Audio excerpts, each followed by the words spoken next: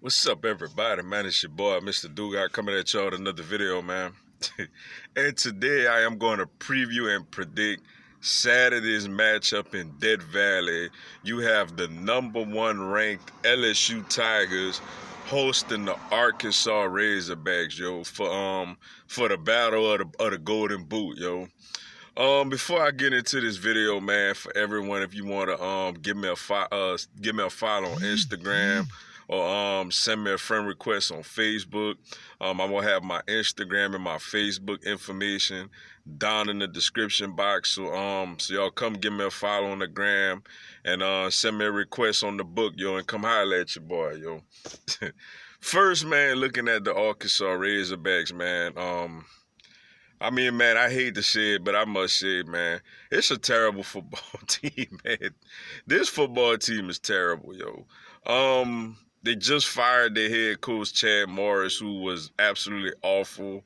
After firing Brett Belima, who, I know that things were starting to trend downward for him, but he had a way great success compared to anything Chad Morris did, yo.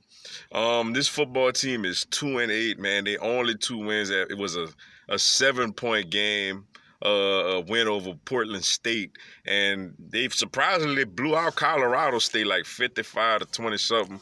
Colorado State should be looking at their head coach now. And all the other games they lost, man, including their last game, which was a beatdown by Western Kentucky at home of all people, man. Just not a good year for them, yo. But they do got a couple of talented players, man. Most notably, I'll point out Rakeem Boyd, man, their running back, who out there looking like a little Darren McFadden wearing the #5. And Arkansas, man, y'all should retire Darren McFadden #2, man. I don't feel like nobody else should be able to wear Darren McFadden's number. I don't know if Rakeem Boyd is a relative of his or what old McFadden said he wanted him to wear the number or whatever the deal is with that. Darren McFadden's #5 should be retired for the Arkansas Razorbacks, man.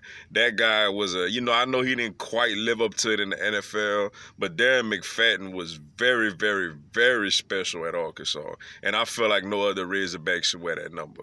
But with that being said, man, Rakeem Boyd is a really good player, man. He's talented.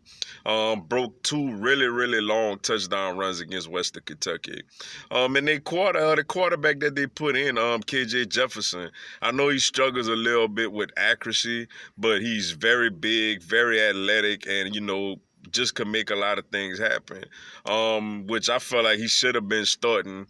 Looked like Jerry Jones of the Cowboys' grandson was out there playing, man, and I mean, I guess when you a booster, man, you could call shots. When you're a booster of a team that's about to fire their coach, I guess you could call shots like that.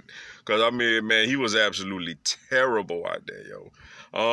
But, yeah, man, those really are the two guys, LSU going to have to watch out for, especially considering how LSU's defense has just been suspect, the second half of the Alabama game and the Ole Miss game. So we let Pumley run crazy for Ole Miss. So LSU gonna have to tighten it up defensively, man, and go up against those guys. Though it's a bad team, they still got some athletes, some SEC quality athletes over there. And for LSU, man, 10-0. This is a big game considering the fact that if LSU wins this game on Saturday, they win the SEC West and clinch a spot in the SEC championship game against Georgia. So LSU got to come out there, man, and just handle their business and put it away. Coming in off of a 58-37 win against Ole Miss on the road, where the team was just dominant in the first half, similar to the Alabama game. And in the second half, man, just really defensively, it just seemed like they just stopped playing. Plumlee, I know he's a really fast quarterback and a really good athlete, but no way he should have had over 200 yards rushing. Like that's a bit much, man. So LSU gonna have to be careful of that, coming into this game. But offensively, man, led by Heisman front-runner quarterback Jambalaya Joe Burrow, who is on pace right now to, like, break not just LSU records, but it's the SEC yardage record and the SEC touchdown record, yo, and obviously the SEC completion percentage record, as well as the NCAA completion percentage record. So if he keeps up on the pace that he's on, yo, just a tremendous season, man. Just big time. Shot himself up, unfortunately also for Tua with his injury. Definitely looks like Joe Burrow is, probably the #1 pick in the draft. You look at the offensive line, man. Last week played without Sadiq Charles and Austin Deckler. Had a couple of holding calls, but with that being said, they played well against a team that was second in the SEC in sacks. The wide receivers, man. Shout out to Jamar Chase and Justin Jefferson. They are both semifinalists for the Biletnikoff Award, and Justin Jefferson was also SEC Offensive Player of the Week. Me personally, man, I know Jerry Jeudy gets a lot of headlines. I know he's going to be the first receiver taken in the draft. I know he won the Biletnikoff last year. Me personally, man, I feel like Jamar Chase should be the favorite for the Biletnikoff Award. That's just my opinion, that this guy has just been absolutely amazing this season, as well as Justin Jefferson. And Terrence Marshall, he's kind of, came back a little slow from his foot injury, man, but still just his presence out there, catching a touchdown against Auburn and Alabama has been big for this team. Thaddeus Moss, running the seams, got to hold on to that football, but, he's also a big player for us at the tight end position. And Clyde Edwards-Helaire, man, kind of was a quiet game for him against Ole Miss until he broke that long touchdown run basically to put the game away against Ole Miss. Defensively, man, we got to, it's first half, they've been great against Alabama and against Ole Miss, and in the second half against Florida, and basically like the first half or the second half against Mississippi State, they've been great. The first half against Ole Miss, they was great. But the last 2 second halves, man, they just really been getting gutted, yo. They gave up 31 second half points to Ole Miss, man. That's just not what's up, yo. Up front, man, Cleveon Chason had a very, very quiet game, yo. Got to get more pressure. Linebacker core, looks like Michael Divinity has rejoined the team and he is practicing. No word yet if he's actually going to play against Arkansas or at all the rest of the season.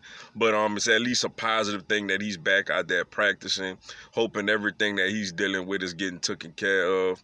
And in the secondary, man, me personally, I would like to see Grant Delpit sit out this game because I would like to see him sit out because I don't think he's fully healthy. In that second half against Ole Miss, you could see he couldn't really move like that. Especially considering what just happened to Tua, considering all the money that Delpit has on the line.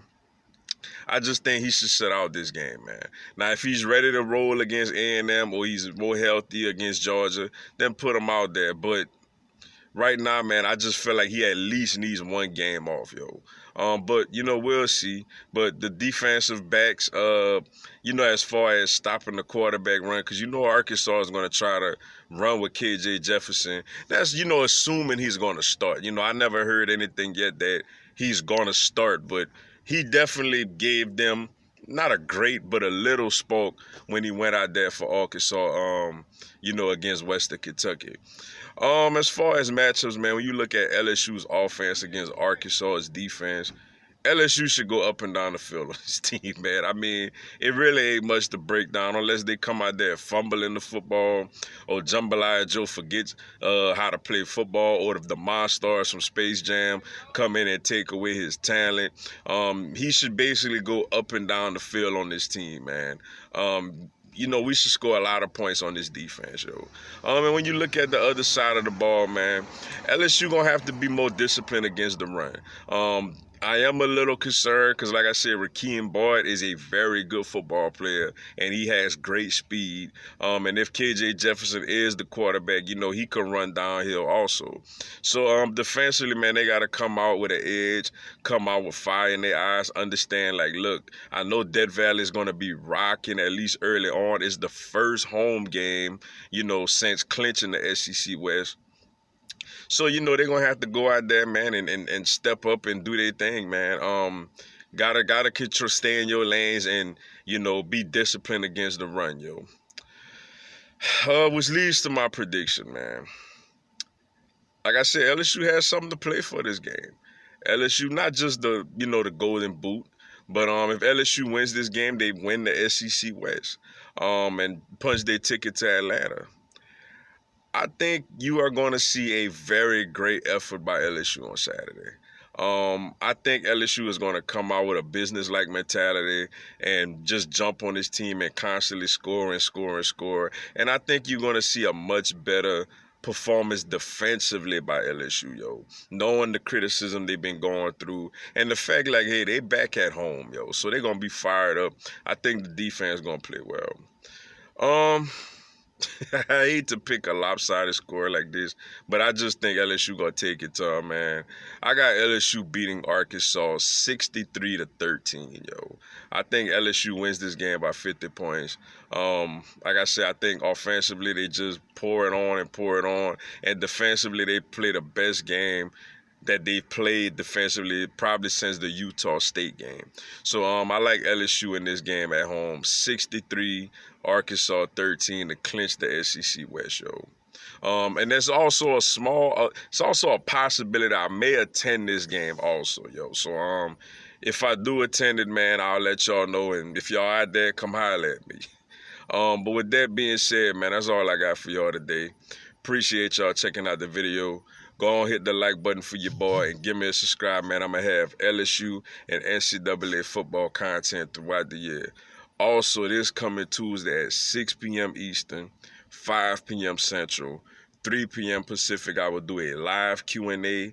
Y'all could come on there and ask me anything, tell me anything. I will answer your questions, respond to your comments, and give you a shout out on the live, yo. I'm gonna do it for about an hour, so man, y'all come on there, join me. It's some really good stuff, yo. But until then, man, y'all have a blessed one. Go Tigers.